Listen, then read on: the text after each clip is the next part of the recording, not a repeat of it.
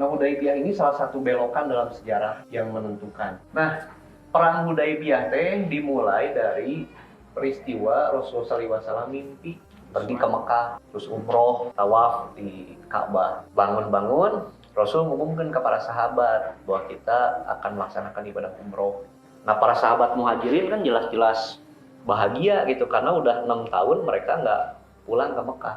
1.500 sahabat ikut ibadah umroh itu. Nah, ketika mereka sudah dekat ke Mekah, ternyata Mekah responnya beda. Berita yang sampai ke Mekah, Madinah mau menyerang Mekah gitu tuh. Ini sengaja sama tokoh-tokoh di Mekah memang dibuat informasinya seperti itu. Gitu. Dibuat informasinya bahwa orang Islam mau datang ke Mekah itu untuk menyerang. Gitu. Disebarnya gitu sehingga Mekah cepat-cepat ngehimpun angkatan perang gitunya dan mengirimkan pasukan pendahuluan 200 pasukan kavaleri dipimpin Khalid. Cuma turun syariat sholat khauf sehingga pasukan Khalid nggak bisa nyerang kaum muslimin pas lagi sholat. Tadi mah Khalid mau menyerang pas sholat gitu kan. Ya pas sholat umat Islam lagi lengah mau diserang, tapi disyariatkan sholat khauf jadi nggak bisa nyerang Khalid. Nah, singkat cerita, Rasulullah SAW belok arahnya jadi ke Hudaybiyah, gitu, ke Hudaybiyah. Nah, di Hudaybiyah, Rasulullah SAW dapat tawaran, dapat tawaran dari kepala suku Huza'ah. Rasulullah, wahai Muhammad, udahlah sama saya jadi perantara antara Anda dengan orang-orang Quraisy.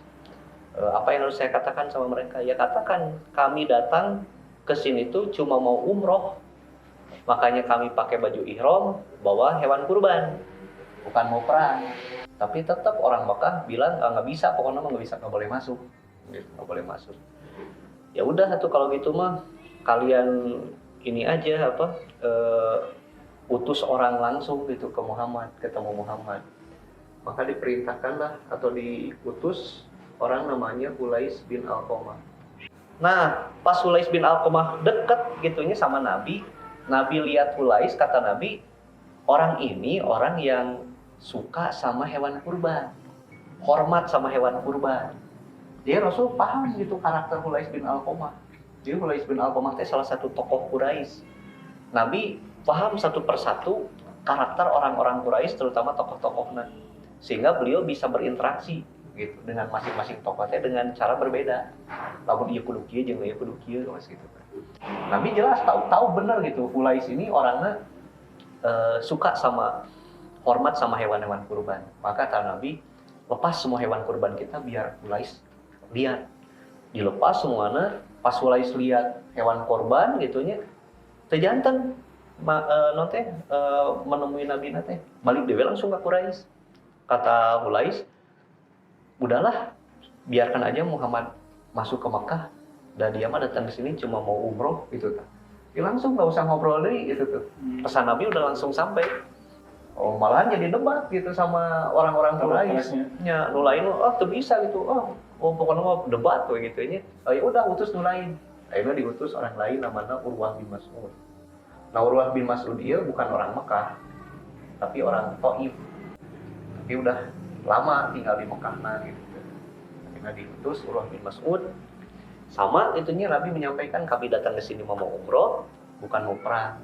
Nah, Urwah ieu nonton istilah nama melihat keadaan sekitar.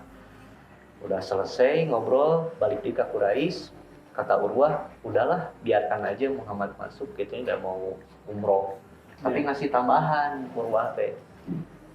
Saya ini sering diutus ke para raja.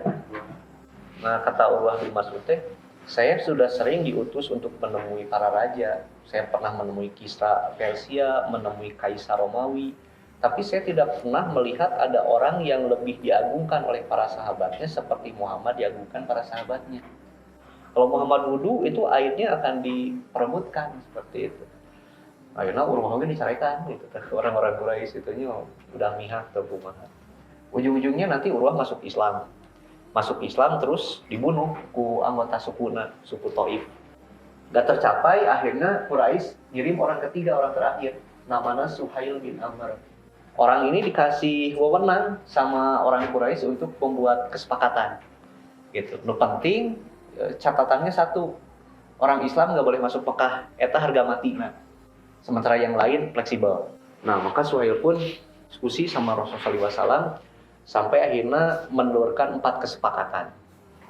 Kesepakatannya sesuai dengan amanat orang Quraisy, orang Islam nggak boleh masuk ke kota Mekah pada tahun itu, gitunya. Tapi boleh tahun berikutnya. Itu poin pertama. Poin kedua, dilakukan gencatan senjata selama 10 tahun antara Mekah dan Madinah. Itu tidak boleh saling serang. Yang ketiga, suku-suku manapun di Jazirah Arab boleh berkoalisi dengan Madinah dan boleh juga berkoalisi dengan Mekah. Tidak ada yang bisa menghalangi. Bebas. Dan serangan terhadap sekutu sama saja serangan terhadap sekutunya. Itu yang ketiga. Yang keempat, kalau ada orang Mekah masuk Islam lalu lari ke Madinah, harus dikembalikan ke Mekah. Kalau ada orang Madinah yang murtad lari ke Mekah, maka Mekah tidak perlu mengembalikan ke Madinah. Itu 4 kesepakatan. Gitu. Nah, ternyata kesepakatan ini mah secara lahiriah ya, umat Islam kalah. Yang tadinya mau umroh nggak bisa. Umat Islam tadinya memang udah siap, udah bayyinatu ridwan teh udah siap menyerang Mekah kalau memang Mekah pengennya perang. Tapi ya jadi dengan kesepakatan ini. Padahal Mekah udah nggak punya kekuatan sebetulnya. Kekuatan Mekah itu udah habis pas perang Khandaq kemarin. 10.000 prajurit gitu dari gabungan Jazirah Arab nyerang Madinah, ternyata Madinah nggak bisa ditaklukkan. Artinya ya itulah kemampuan maksimalnya pihak musyrik dan nggak bisa ditingkatkan lagi. Karena itu kalaupun diserang itu bisa kalah. Tapi ternyata gencatan senjata. Ya. Yang ketiga bisa jadi itu poin kemenangannya umat Islam. Gitunya poin kemenangannya di situ. Umat Islam diakui eksistensinya dan suku-suku yang mau gabung sama umat Islam juga boleh gitu. Nah, yang keempat itu lebih gak enak buat umat Islam. Kalau ada umat Islam yang lari ke Madinah, itu harus dikembalikan ke Mekah. Kan itu bisa dibunuh, bisa disiksa gitu tuh. Kalau ada orang Madinah yang murtad, lari ke Mekah, nggak usah dikembalikan lagi. Asa enak pisan gitu tuh. Nah, sehingga banyak sahabat yang protes itu ke Rasulullah SAW. Tapi sama Allah diturunkan satu surat khusus berkaitan dengan perjanjian Hudaybiyah, yaitu surat Al-Fath. Nah, surat Al-Fath ini menyebut bahwa perjanjian Hudaybiyah itu adalah kemenangan yang nyata. Inna fatahna laka fatham mubina. Sesungguhnya kami telah memberikan kepada kamu kemenangan yang nyata. Seperti itu. Jadi Hudaybiyah itu kemenangan yang nyata. Pas Umar dengar ayat itu, beliau bertanya ke Rasulullah SAW, Rasulullah betul kan ini kemenangan yang nyata? Betul. Baru Umar bisa ketawa deh. Gitu. Ternyata memang kebuka setelah peristiwa ini gitunya. Yang pertama, umat Islam tidak boleh umroh tahun ini. Tapi cuma tahun itu aja umat Islam nggak boleh. Tahun berikutnya umat Islam bebas. Dan ini memang aneh gitunya. Umat Islam itu nggak boleh umroh ke Mekah, padahal sudah 3.200 tahun aya aturan di Jazirah Arab ya teh. Kalau terjadi peperangan di luar bulan haram, enggak. Tapi masuk bulan haram, semua bentuk peperangan harus berhenti. Semua bentuk permusuhan harus diakhiri pada bulan haram. Dan siapapun yang ingin masuk Mekah, boleh masuk. Gak ada yang boleh menghalangi. Betapapun bermusuhannya dengan Mekah. Gitu tuh. Itu harus tetap diizinkan. Udah aturan 2.200 tahun. Tapi pas umat Islam mau masuk, gak bisa, gak boleh. Padahal mah, kanu lain mah masuk, biasa. Seperti suku Huza'ah. Itu musuh buat orang-orang Quraisy. Tapi pas musim haji mah masuk, biasa gitu tah. Nanti Huza'ah itu sekutunya jadi sekutu Nabi. Begitu ditandatangani perjanjian Hudaybiyah langsung bersekutu dengan Nabi. Oke, suku lain anu bergabung sama Mekah namanya Bani Bakar. Nah, Bani Bakar ya gabung sama Quraisy. Nah, itu yang nanti bakal jadi penyebab futuh Mekah. Bani Bakar menyerang suku Huza'ah, dibantu sama Quraisy. Otomatis gitu Huza'ah lapor ke Nabi. Jadi biasa gitu nanti musuhan kumaha oke, masuk bulan haram itu semua boleh masuk ke kota Mekah. dan tidak ada yang boleh menghalangi. Tapi pas umat Islam mau datang, itu bisa dengan berbagai alasan. Yang pertama itu, jadi umat Islam cuma dibatasi 1 tahun itu saja, nggak bisa datang ke Mekah. Tahun berikutnya bebas. Gitu. Yang kedua, gencatan senjata. Yang jadi pertanyaan, siapa yang memulai perang? Dan umat Islam nggak pernah mulai perang. Pas di Mekah dihina, dicaci maki, disiksa sampai dibunuh, umat Islam nggak pernah ngebales. Sampai-sampai kan ketika siksaannya begitu hebat, Nabi menyarankan hijrah, pindah, nggak usah bentrok, udah hijrah. Gitu.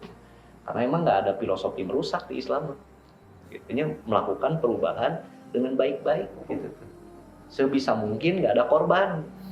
Gitu. Kenapa? Karena dalam Islam udah disebutkan membunuh 1 jiwa sama dengan membunuh semua manusia. Makanya aneh lah mulai umat Islam punya pikirannya pengen perang. Itu aneh. Walaupun gitunya mati syahid itu dimuliakan, tapi jangan sampai kita punya pikiran untuk mengobarkan peperangan. Umat Islam pengennya mati syahid pengen, tapi jangan menyulut perang gitu.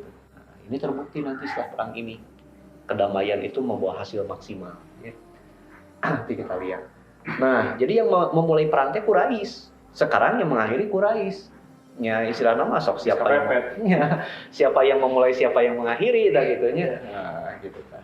Jadi itu mah kemenangan buat umat Islam. Yang ketiga, Quraisy itu nggak pernah mengakui eksistensi umat Islam. Gitu sehingga siapapun atau suku-suku Arab manapun itu dihalang-halangi sama Quraisy berhubungan dengan Madinah. Diboikot ke Mekah gitunya. Diboikot ke Mekah. Sok we lamun berhubungan sama Madinah mau dibelian gitunya barangnya. Akhirnya kan orang-orang nggak mau gabung sama Madinah gitu. Quraisy juga nggak akan minta bantuan gitu tuh. Nah sekarang dibebaskan gitu. Sok we gabung yang Madinah mah enggak gitu tuh. Ya kemenangan buat Nabi dan buat umat Islam. Yang keempat, orang Islam di Mekah yang lari ke Madinah itu terus dikembalikan ke Mekah. Itu kan sebetulnya terbatas. Cuma nggak boleh lari ke Madinah, sementara bumi luas. Nah, itu sebenarnya kemenangan gitu tuh. Pihak Mekah cuma fokus ke Madinah unggul, nggak melihat wilayah-wilayah yang lain. Nah nanti kan jelas gitu, orang-orang yang kabur dari Mekah akhirnya pergi ke pantai, bukan ke Madinah. Di pantai nyerang kapilah-kapilah Quraisy. Akhirnya kata orang Quraisy, "Wahai Muhammad, udahlah terima lah senang gitunya ke Madinah." Akhirnya mah orang-orang yang lari dari Mekah, larinya ke Madinah. Poin nomor 4 tadi dicoret akhirnya mah.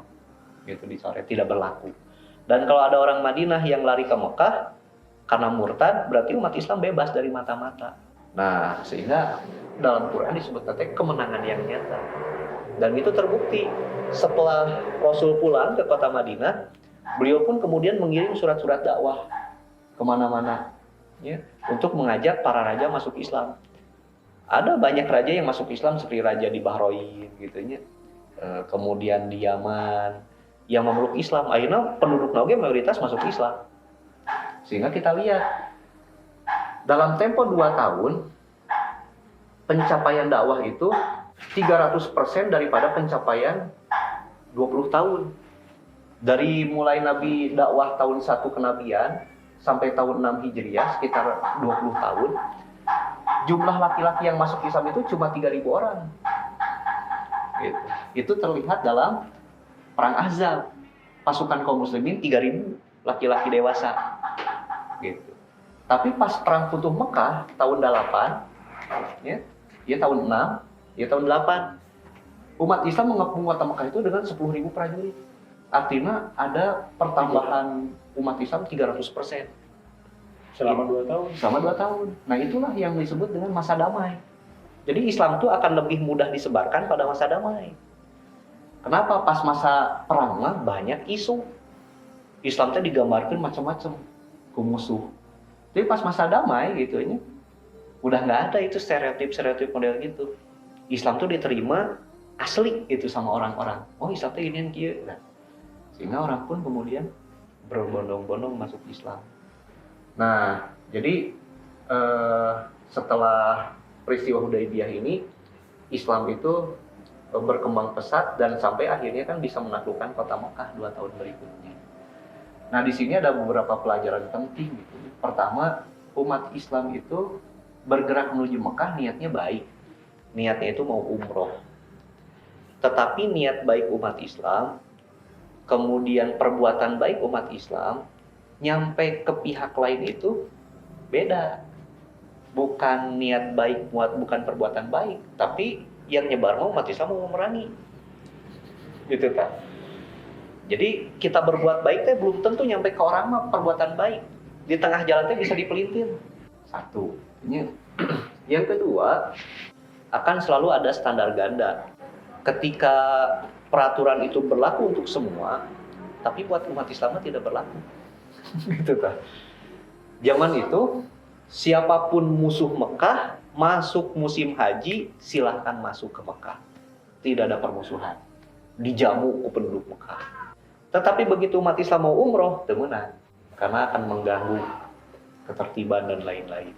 Nah, akhirnya kan Rasul itu menempuh jalan damai. Beliau berpesan, kalau mereka menginginkan perdamaian, kami siap. Rasul kurang lebih seperti itu. Akhirnya dikirim utusan-utusan. Terjadi dialog. Dan sampailah kesepakatan 4 poin tadi. Tapi perjanjian ini oleh umat Islam mah dijaga baik-baik, tapi sama orang Quraisy mah enggak, dikhianati. Begitu selesai ditanda tangan, datang Abu Jandal dengan tangan di borgol, kaki di borgol. Gitu. Wahai Rasulullah, selamatkan saya. Gitu. Karena disiksa di Mekah teh. Nah, kata Suhail bin Amr, Muhammad, ini orang pertama yang harus kamu kembalikan sesuai perjanjian. Kata Nabi, ya saya akan melakukan sebagian perjanjian, tapi saya minta tolong beri jaminan keamanan untuk dia atas nama saya, kata Nabi. Ah, nggak bisa, kata Suhail. Tolonglah, kata Nabi. Oh, nggak bisa. Ya udah, gitu. Akhirnya dibawa Suhail teh. Wahai Rasulullah, apa kamu akan serahkan saya untuk disiksa sama mereka? Saya kena fitnah. Kata Nabi, bertahan, bersabar. Allah pasti memberikan jalan keluar. Umar datang, bawa pedang. Bawa pedangnya, tusuk Umar teh gitunya. Tapi tadi canak gitunya sama Abu Jandal. Akhirnya Abu Jandal dibawa ke Suhail. Saha Suhail teh, bapakna Abu Jandal teh. Jadi bapakna musyrik, anakna muslim. Anak disiksa ku bapak. Gitu tuh. Ternyata anaknya nggak mau nusuk bapaknya, walaupun sama Umar didorong-dorong gitunya. Karena memang dalam Islam seorang anak itu harus berbakti sama orang tua bagaimanapun orang tua itu jeleknya. Gitu. Bahkan dalam peristiwa perang Badarnya, ketika Abu Huzaifah itu mau menghadapi bapaknya, Utbah sama Nabi dilarang. Jangan sampai seorang anak membunuh bapaknya sendiri, seperti itu. Jadi yang namanya anak mah tetap harus bakti ke orang tua, kumaha kafirna orang tua. Itu nggak boleh, gitu. Memang betul, seorang anak itu tidak boleh itu mengikuti orang tuanya, terutama dalam masalah akidah. Tapi masalah akhlak mah tetap harus baik. Umat Islam berpegang teguh pada perjanjian damai itu. Yang namanya umat Islam mah anti ingkar janji. Nggak boleh ingkar janji teh. Umat Islam bisa aja melakukan berbagai kesalahan yang lain, tapi ingkar janji mah nggak boleh. 2 tahun kemudian, suku Bakar, sekutu Mekah menyerang Huza'ah. Dibantu sama Quraisy, bantu persenjataan. Akhirnya Huza'ah lapor ke Nabi. Nabi akhirnya yang mengerahkan pasukan, gitunya. Abu Sufyan kan sampai bolak-balik ke kota Madinah, minta dimaafkan gitu. Perjanjian diperbaharui, tapi Nabi diem. Diserang Mekah kalah. Tapi apapun itu bentuk khianatana, dampaknya mah adalah kemenangan buat umat Islam. Gitu. Kemenangan buat umat Islam. Tapi kemenangan itu nggak dicapai dengan oh iya nggak berkhianat pasti orang menang. Begitu itu tuh. Nabi dakwah selama 2 tahun eta. Ya, masa damai itu dimanfaatkan, raja-raja di suratan gitunya. Suku-suku Baduy didatangkan, kirim kapilah-kapilah dakwah gitu tuh. Kemudian tokoh-tokohnya mulai diajak untuk masuk Islam. Sehingga kita lihat tahun 7, begitu masuk tahun 7, Khalid bin Walid sama Amr bin As masuk Islam. Pas nyampe ke Madinah, kata Nabi, Mekah memberikan jantung hatinya. Karena jelas gitu, sah Khalid. Khalid kan panglima tiada tanding, tiada banding gitu. 100 kali perang, 100 kali menang. Jadi jenderal nomor 1 lah. Sementara Amr bin As itu ahli diplomasi. Aya 4 orang Arab nu jago diplomasi. Amr bin As, Mughirah bin Syu'bah, Muawiyah bin Abu Sufyan, sama Yazid bin Abi. Lamun di penjara di benteng, lapis 7 bentengna, disuruh kabur cuma dengan diplomasi, itu pasti bisa kabur. 4 orang gitu. Jadi jago diplomasi. Selain jago diplomasi, Amr juga jago perang. cuma di bawah Khalid perang nama gitu tuh. Cuma diplomasinya di atas Khalid gitu tuh. Nah, dua orang ini kan nantinya berperan besar. Khalid menaklukkan Irak, menaklukkan Syam, Amr bin As menaklukkan Palestina, menaklukkan Mesir, menaklukkan Libya gitu tuh. Ya orang-orang besar. Sehingga ketika mereka masuk Islam, kata Rasul, Mekah menyerahkan jantung hatinya. Ya, etanya Hudaybiyah dengan dampaknya umat Islam masuk suasana damai yang dimanfaatkan oleh umat Islam dengan dakwah secara masif. Gitu, sehingga kekuatan umat Islam berlipat dan kekuatan Mekah udah nggak bisa menandingi. Sehingga pas umat Islam nyerang Mekah udah nggak bisa bertahan apa-apa lagi. Gitu. Akhirnya nyerah gitu aja. Tanpa korban.